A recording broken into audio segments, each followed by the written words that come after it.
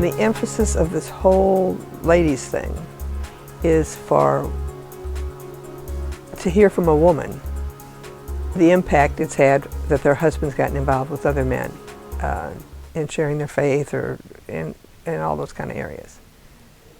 And so when I started thinking about it, I thought about how when my husband first came to know the Lord, we got involved in a church. I came to know the Lord first. And then after several months of him struggling with what happened to me, he realized that he needed Christ. And he gave up trying to do something for God and realized God had done it all for him. And then we started going to this little church. And the pastor and the men just took him under his wing and just became his friend. They did things together. They shared their faith. They shared their times when things were bad. They just became his friend. And I think that was kind of a model for him. And God used that. And he's done that now his entire life. And so he's met with men and built into them. And when he first started doing it, I think he thought, well, I know he did. He thought, I'm teaching them. But he's come to find out that's not it at all. He's learning as much as they are. And God's using both of their lives to build into each other. It's hard for me to measure the impact that meeting with men has had on my husband over the years. Because I'm an accountant, and if I really wanted to get a good measurement, I would need a control group of a second husband who didn't meet with men all those years to see the power of the impact. So it's hard to scientifically measure it, but I can observe a lot. And what I do observe is I have a very quiet husband, somewhat introverted. I'm the extrovert of the family. And he doesn't connect easily with other people, he might superficially, but to have a deep relationship is unusual for him outside of the family. And I have seen him be more consistent with relationships with these men over the years than with anyone outside of our immediate family. And it has been powerful in terms of, I think, the opportunity for him to be able to be real, be transparent, be honest, because it was a safe group.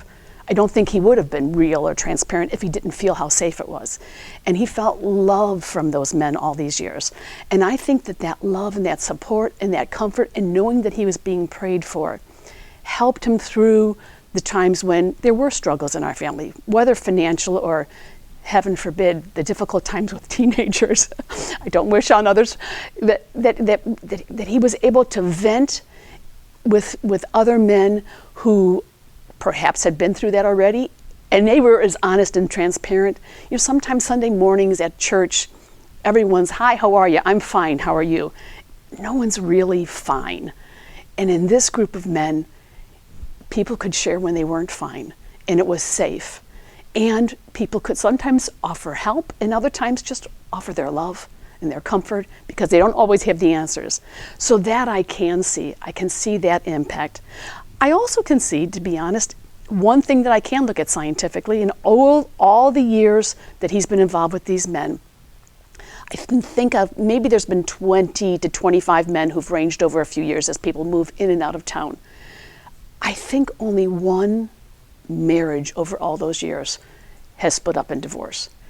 I can't say that it's completely attributed to that, but I think it has a powerful impact in helping men become a better husband, a better father, and therefore it has an impact on me becoming a better wife, a better mother, and it helps us stay together more as a family. So I think those are my reflections on what the years of my husband meeting monthly, and he always schedules everything around his monthly commitment with these men.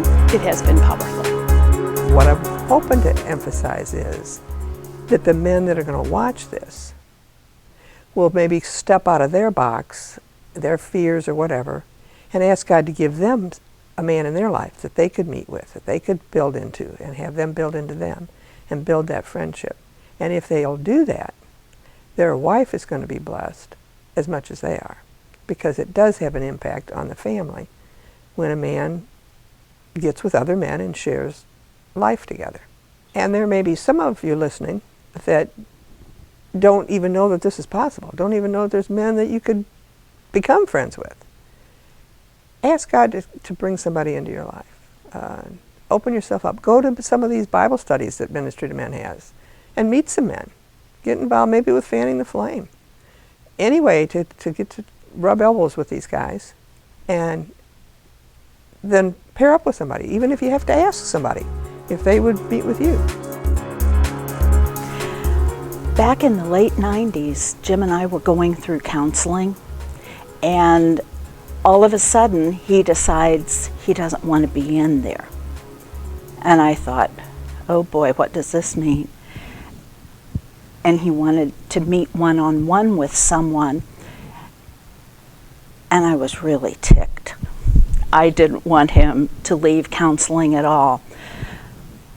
I very reluctantly gave him my blessing on it, and now I look back, that was the wisest thing I could have done for him, to let him go and meet one-on-one with a guy who really understood where he was coming from and what he was going through.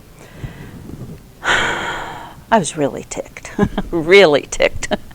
And they met for several years, and I noticed such a change in him. I always thought he was such a gentle person and he just always put me first. And I thought, he can't improve. Oh my goodness. It was amazing. We've come a long way, and in our silver years, I see it going nowhere but up. We're both walking closely with the Lord now. I'm in a women's group, and you put the two of those groups together, and there's nowhere to go but up. I think men have a harder time of opening up to other men. I mean, their life could be falling apart, and they're not going to tell anybody. They can kind of compartmentalize things. Their marriage is falling apart, or they just lost their job. But then they go over here and they're going to play ball, or they're going to do something. They can ignore that. They can kind of let that go. And so other men don't even know you're hurting. Meeting with other men in what we're talking about will give you the platform and the freedom, after you get to know the guys a little better, to really open up and be vulnerable to other people. And men need that. Women get it a whole lot easier. It's a lot easier for them, but it's not for men. And men need a place where they can do that. And Ministry to Men offers that place.